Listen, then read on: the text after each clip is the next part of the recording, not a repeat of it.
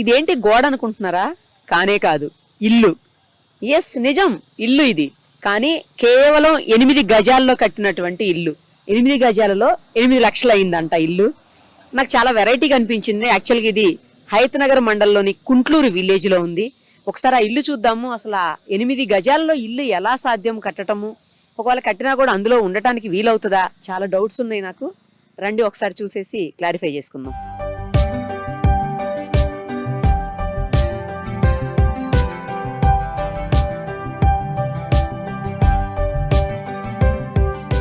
పైన అయితే ఒక రూమ్ ఉంది. ఒక రూమ్తో పాటు అటాచ్డ్ టాయిలెట్స్ కూడా ఉన్నాయి. చిన్న రూమ్ ఇది. యాక్చువల్గా 2 బ్యాచిలర్స్ అయితే ఉండొచ్చు. ఫ్యామిలీ కష్టమేమో. మన వెనకాల కనిపిస్తున్న ఆయనే ఈ బిల్డింగ్ ఓనర్. కిందికి వెళ్ళిన తర్వాత ఒకసారి మాట్లాడేది, ఎందుకంటే కింద పెద్దది షాప్ లాగా కనిపిస్తుంది. అది కమర్షియల్ దానికి రెంట్కి ఇచ్చినట్టున్నారు. ఒకసారి కిందికి వెళ్ళి అది కూడా చూద్దాం పదండి.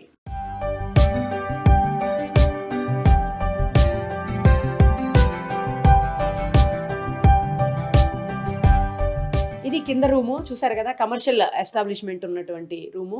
ఒక షాపు ఏదో పెట్టుకున్నారు రియల్ ఎస్టేట్ వాళ్ళు. ఇది చాలా బాగుంది. పైన అంటే కొంచెం కలర్స్ అవి లేక పిచ్చి పిచ్చిగా ఉంది, కానీ ఇక్కడ చూడండి ఎంత బాగుందో. ఇది మంచిగా ఫ్యాన్ ఒక పక్కకి సెట్ చేశారు. ఇక్కడ ఇంకో ఫ్యాన్ ఉంది. రూమ్ కూడా అంటే స్క్వేర్ లాగా లేదు, అలా అని చెప్పేసి రెక్టాంగిల్ కూడా లేదు. ఒకవైపు కొంచెం ఎక్కువ వచ్చి వెళ్ళిన కొద్దీ బ్యాక్కి కొంచెం తక్కువ వచ్చింది. అది వాష్రూమ్స్ ఉన్నాయి అవతల.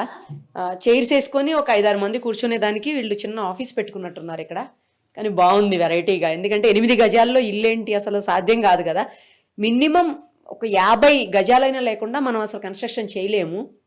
బట్ అలాంటిది 8 గజాల్లో 8 లక్షల గజానికి ₹1,00,000 ఖర్చు పెట్టి చేసినట్టున్నారు.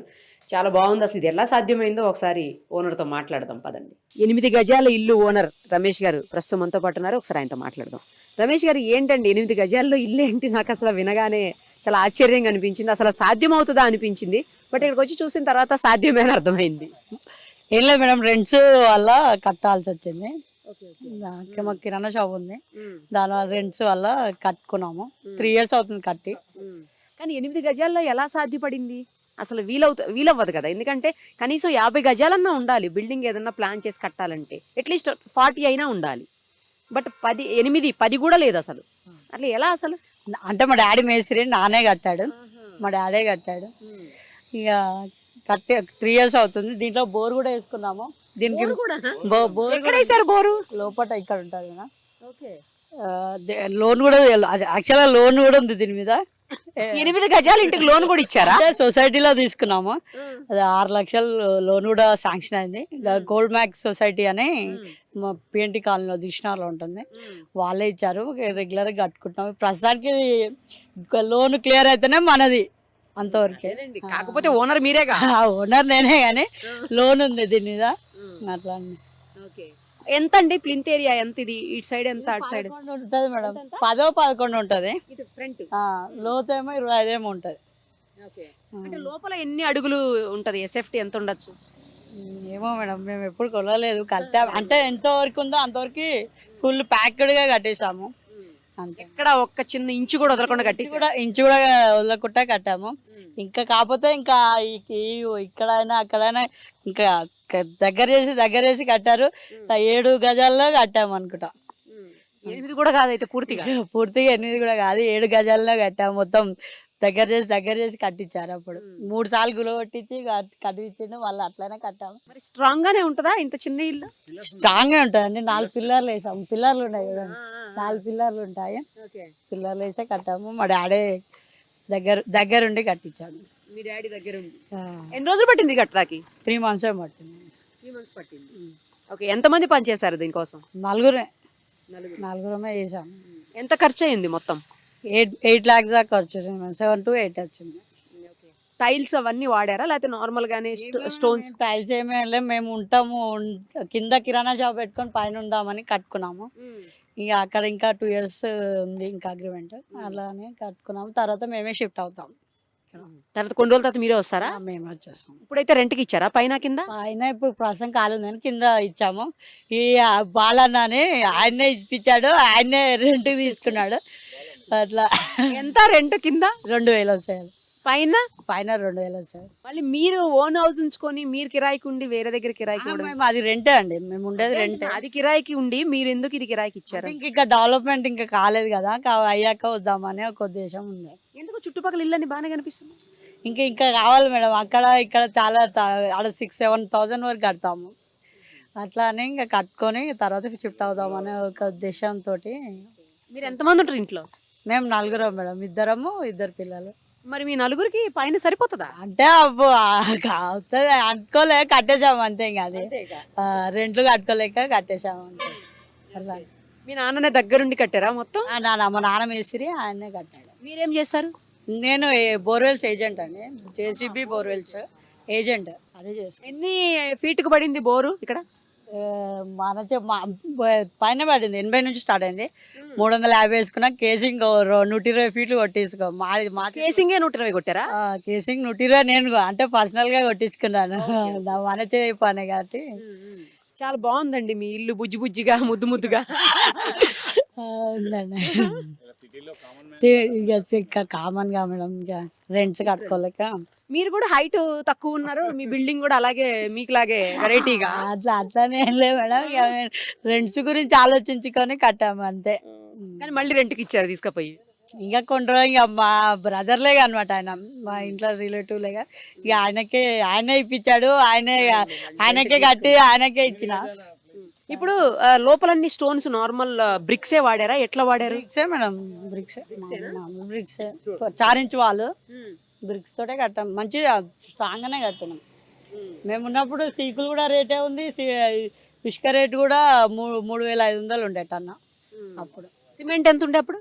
అప్పుడు 380 ఏమో ఉండే మేడం. సిమెంట్, బ్రిక్స్, శాండ్ అన్ని పర్ఫెక్ట్ గా వేసే. పర్ఫెక్ట్ గా ఉంది మేడం, ఇంకో 2 ఫ్లోర్లు కూడా కట్టుకోవచ్చు మొత్తం. ఏంటండి ఇంకా 2 ఫ్లోర్లు వేస్తారా? అంటే ఉంటే కట్టుకోవచ్చు మేడం, దాని ఫౌండేషన్ స్ట్రాంగ్ గా ఉంది, దేంట్లో కాంప్రమైజ్ కాలేదు, మంచిగా గట్టిగానే కట్టాము. సో ఇప్పుడు ఇంకా 2 ఫ్లోర్లు వేసే ఆలోచన ఉందా అయితే? లేదు మేడం, అంటే అంటున్నాను, కింద స్ట్రాంగ్ గా ఉంది. కాదు అలాంటిది ఏమన్నా ఉందా నెక్స్ట్ ఫ్యూచర్ లో వేయొచ్చా? అంటే పక్కకి ఏమన్నా అయితే కట్టొచ్చు మేడం, మాది ఒంటరిగా అయిపోయింది. మేము ఈ వెంచర్ లో సెకండ్ బిల్డింగ్ మాదే, ఇది వచ్చాక మేమే కట్టామన్నమాట. అసలు నాకు పెద్ద డౌట్, 8 గజాల స్థలం మీకు ఎవరు అమ్మారు? ఈ స్థలం అతను అమ్మాడు, రోడ్డు పోటీకి అమ్మాడు, ఇంకా అట్లానే కొనుక్కున్నాము. ఈ స్థలం అతను పక్కన కొంచెం అమ్మిండు అట్లా అనమాట. ఎందుకు? రోడ్డు పోటు ఉందని మీకు అమ్మిండా? లైట్ గా రోడ్ పోతుందని అమ్మాడు, మేము అవన్నీ సెంటిమెంట్లు ఏం పట్టించుకోము, రోడ్డుకి సెకండ్ పెట్టే కానీ కొనుక్కున్నాము అంతే. అంతే. జనరల్ గా 8 గజాలు అమ్మరు, రిజిస్ట్రేషన్ కూడా చేస్తారు. నాకు ఇప్పటివరకు తెలియదు 8 గజాలు రిజిస్ట్రేషన్ ఉంది, అది ఈసీ కూడా నా పేరు మీద వచ్చేది, అంత పర్ఫెక్ట్ డాక్యుమెంట్. కానీ నాకు ఇప్పటి వరకు 8 గజాలు అమ్ముతారని కానీ 8 గజాలు రిజిస్ట్రేషన్ చేసుకోవచ్చు కానీ తెలియదు అసలు. అంటే ఇక సడన్ గా కొనుక్కున్నాం, రోడ్డు పక్కే ఉంది, ఎప్పటికైనా డెవలప్ అవుతుంది అని ఒక ఉద్దేశంతో కట్టుకున్నాం. ఏదైనా కూడా మీ ఇల్లు చాలా వెరైటీగా ఉందండి. నాకు తెలిసి ఇంత తక్కువ గజాలలో ఇంత ఇల్లు ఎవరు కట్టుండరేమో అనుకున్నాను, నేను ఎక్కడా చూడలా. ఇక మేము కూడా అనుకోలేదు ఇక్కడ ఇట్లా కొనుక్కుంటాము అనేది, ఇంకా రెంట్స్ వల్ల కొన్నాము, కట్టేసాము అంతే. కానీ అసలు ఫస్ట్ మీకు ఆలోచన రావడం కూడా గ్రేట్, ఎందుకంటే 8 గజాల్లో ఇల్లు అసలు సాధ్యమా అనే ఆలోచన వస్తుంది ఫస్ట్. కానీ ఎలా స్టార్ట్ చేసేసారు? బిగినింగ్ లో మీకు ఏం డౌట్ రాలేదా సరిపోతుంది మేడం? ఫస్ట్ ఫ్లోర్ వేసుకుందాము అనే ఆలోచన వచ్చింది, తర్వాత పైన ఉండి కింద రెంట్ షాప్ నడుపుకోవచ్చు అనే ఒక ఉద్దేశంతో కట్టాం మేడం. డౌట్ ఏం పడలేదా సరిపోతుందా లేదని? ఏం మేడం, ఏం పడలేదు. అంటే ఆడ రెంట్స్ మాకు కట్టుకోలేక 31 తారీఖే కట్టాలి. అక్కడ వాడు రావడం 31 తారీఖు వచ్చాడు, తీసుకోవాలన్నమాట. అందుకని ఎందుకు వచ్చి నీ గోలలే అని చెప్పి ఇల్లు కట్టేశారు 8 గజాల్లో. కట్టేశారు. చాలా సూపర్ ఉందండి మీ ఇల్లు అయితే, నాకు బాగా నచ్చింది, వెరైటీగా కూడా ఉంది. 8 గజాలు కాదు 10 గజాల్లో కూడా కట్టచ్చు. ఇంక ఇప్పుడు ఈ లెక్కన 8, 10, 15 ఎంత ఉంటే అంతలో కట్టేసుకోవచ్చు ఇల్లు. ఎంత ఉంటే దాంట్లో చదువుకోవాలి మేడం, అంతే. అంతే. ఇప్పుడు మా కాడ 45,000 ఉంది గజం, పక్కకి 600 గజాలు ఉంది, 45,000 గజం ఉంది. ఇప్పుడు రెండు బొత్తలు ఉన్నాయి కదా, ఆ 2 బొత్తలు 45,000 గజం ఉంది ఇక్కడ ప్రజెంట్. ఇది కూడా తక్కువేం పడలేదు అయితే 8 గజాలు. మీకు ఎంత పడింది అప్పుడు? 20,000 పడింది మేడం గజం. 3 years బ్యాక్. అదే 1,60,000 దాకా పడింది. 2 లక్షలు పడింది మేడం. 2 లక్షలు రిజిస్ట్రేషన్ తో కలుపుకొని మొత్తం 2 లక్షలు ఇచ్చాము. రిజిస్ట్రేషన్ ఒక 10,000 ఖర్చు అయింది, 2,10 ఏమో అయింది. సరే అండి, ఆల్ ది బెస్ట్. మీ ఇల్లు అయితే బాగుంది. Thank you madam. ఇంత చిన్నది మీరు ఎట్లా కొనిపించారు ఆయనతోటి? మళ్ళీ అందులో ఇల్లు కట్టటము, దాంట్లో మళ్ళీ మీరే రెంట్‌కు ఉండటము నాకైతే ఆశ్చర్యంగా ఉంది. అంటే మేడం ఇప్పుడు ఈ ఒక ప్లాట్లో ఇది ఒక పాట్ ఆఫ్ కొంచెం మిగిలిపోయింది. ఆ మిగిలిపోయిన 8 గజాలు ఇతనికి ఇప్పించాను. మనకు అందుబాటులో ఫ్రెండ్ కాబట్టి ఎప్పుడు మనకు కలుస్తుంటాడు. కలుస్తుండడం వల్ల మనం అతనికి 8 గజాలు ఇప్పించాము. అతను ఏం చేశాడంటే కన్స్ట్రక్షన్ స్టార్ట్ చేశాడు. దానికి ఏదో ఒక రెంట్ వస్తుంది కదా, 8 గజాలు ఉంటే ఆక్యుపేషన్ అవుతుంది, మళ్ళీ రోడ్ పోర్ట్ ఉంది, ప్లస్ దానికి ఆయన సెక్యూరిటీ కోసం స్టార్ట్ చేశాడు. స్టార్ట్ చేసి ఇప్పుడు దగ్గర దగ్గర 2,000, 4,000 రూపీస్ రెంట్ వస్తుంది అతనికి. ప్లస్ ఇంకోటి ఇవాళ సామాన్య ఒక మానవుడు ఈ సిటీలో మన గేటెడ్ మన జిహెచ్ఎంసీ సర్కిల్లో స్థలం దొరకాలంటే చాలా కొంచెం ఇబ్బందికరమైన పరిస్థితి. ఎక్కడ పోయినా కూడా ఇప్పుడు 45,000 గజం ఉంది ఇక్కడ. జస్ట్ 3 years బిఫోర్ ఈ 20,000 గజంలాగా ఉన్నాడు. ఇప్పుడున్న ప్రజెంట్ పొజిషన్లో ఇక్కడ 45,000 ఫర్ యాడ్ నడుస్తుంది. అంటే ల్యాండ్ రేట్స్ ఎట్లా ఇంక్రీజ్ అవుతున్నాయో ఒక నార్మల్ పర్సన్ ఈరోజు ఒక ఇల్లు కొనాలంటే ఒక కలగానే మిగిలిపోతుంది. అలాంటిది 8 గజాలలో అతను ఆ స్థలాన్ని సద్వినియోగం చేసుకొని ప్లస్ దాని మీద రెంట్ కూడా బెనిఫిట్ చేసుకుంటున్నాడు. బట్ అతను తెలివితేటలు అతనికి వచ్చిన ఆలోచన ప్రధానంగా బాగుంది ఇది.